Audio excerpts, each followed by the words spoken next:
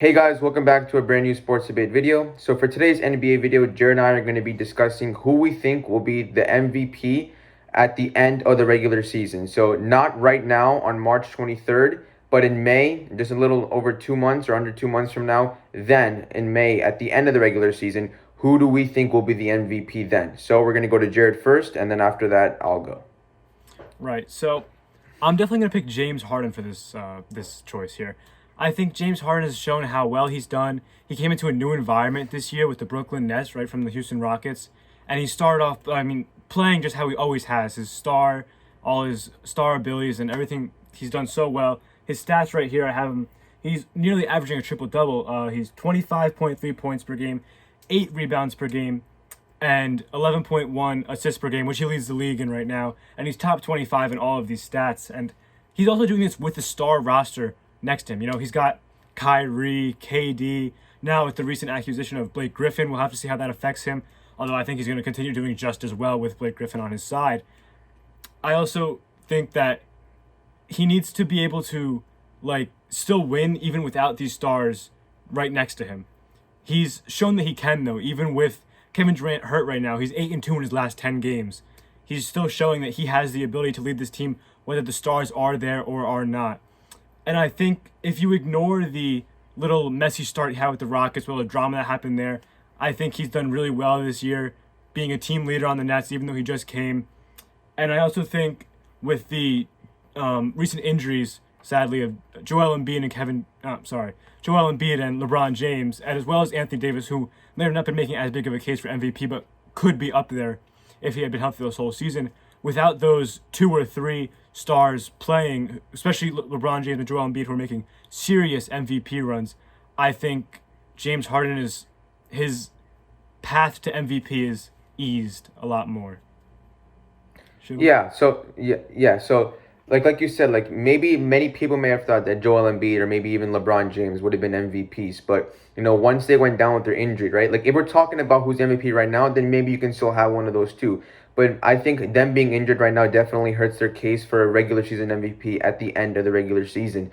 And as much of a Brooklyn fan as I am, like Jared and I are big Brooklyn Nets fans. As much of a Brooklyn Nets fan as I am, and I wanted to say James Harden, I just couldn't simply because he's playing with other stars, right? Like I feel like for MVP, you would probably want someone who is kind of like the leader of the team. I mean, not to say James Harden isn't a leader. He's been the leader, like you said, with obviously with Kevin Durant out, and Kyrie Irving been missing a couple of games. But I just feel like there's going to be a point in the regular season with the last maybe 10 or 15 games of the regular season at least where you're going to have Kyrie Irving there, you're going to have Kevin Durant there, you're going to have Blake Griffin there, and I feel like that might decrease the usage rate of James Harden a little bit, and it'll definitely hurt his stats a little bit, at least the points per game. Maybe his assists go up, but his points per game definitely might get hurt because of it. And I feel like just because he's playing with so many other stars and two MVP caliber players, I feel like that's going to hurt his case. So the player that I ultimately went with was Nikola Jokic of the Denver Nuggets.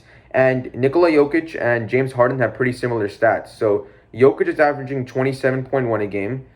He's averaging 11 rebounds a game and 8.6 assists per game. So just like Harden, averaging nearly a triple-double. The only thing that's flopped is that Harden's averaging 9 rebounds.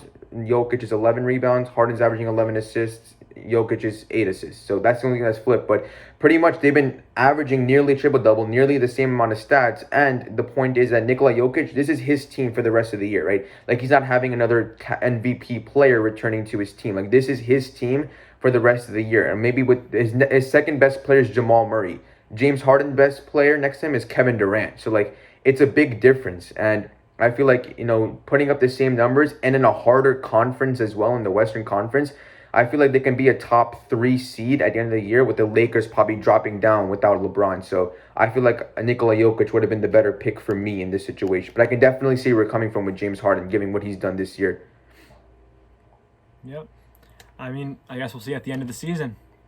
Yeah, and that's true. And also, one more thing I want to add is like, the thing I hate about the MVP award is that like the media votes on it. I mean, Yeah. I like it's kind of dumb because every single year the player who deserves it not like they don't always win it. Like obviously there's some years where the player who deserves it does win it, but that doesn't happen every single year. And unfortunately, like I want to be proven wrong. Like I want to be wrong about Nikola Jokic, and I really won't want James. I really want James Harden to win because I am a Brooklyn fan. But I feel like I feel like he's hated by the media, and I don't think like the media would give him a chance at winning the MVP. And I don't think the media is gonna forget about what happened in Houston because once again they hate Harden. So, I mean, I hope he wins it, but I don't know. We'll see. We'll see. Like you said, we'll see.